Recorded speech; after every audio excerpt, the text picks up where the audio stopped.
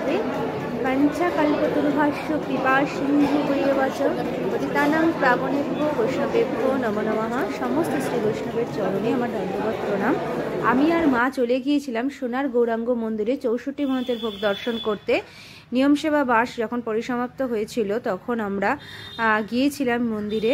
এক মাতাজি অর্থাৎ আমার আপনজন, তার আমন্ত্রণে আমরা গিয়েছিলাম এই মন্দিরে। ভোগ প্রসাদ পেয়েছি, ভোগ দর্শন, আরতি দর্শন, ভীষণ সুন্দর আনন্দ করেছি। মাতাজির এটা হলো গুরুদেবের আঙিনা অর্থাৎ ভগবানের গৃহে আমরা গিয়েছিলাম। সেই সমস্ত দর্শন তোমাদেরকে করাচ্ছি, কেমন লাগছে অতি অবশ্যই জানিও।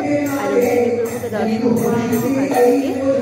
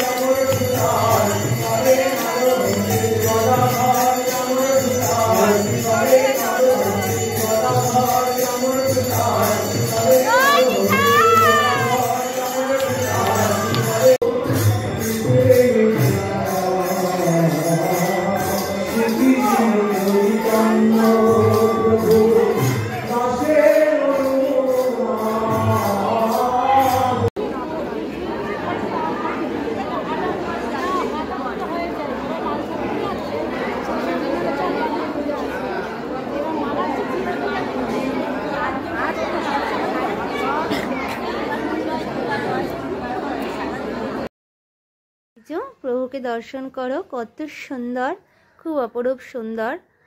এমন প্রাণ জুড়িয়ে যাচ্ছিল দর্শন করে। মানে ভোগগুলো সব তুলে নেওয়ার পর তারপরে আমরা গিয়েছিলাম দর্শন করতে। তোমাদের সকলকে দর্শন করিয়ে দিলাম। কেমন লাগলো অতি অবশ্যই জানিও।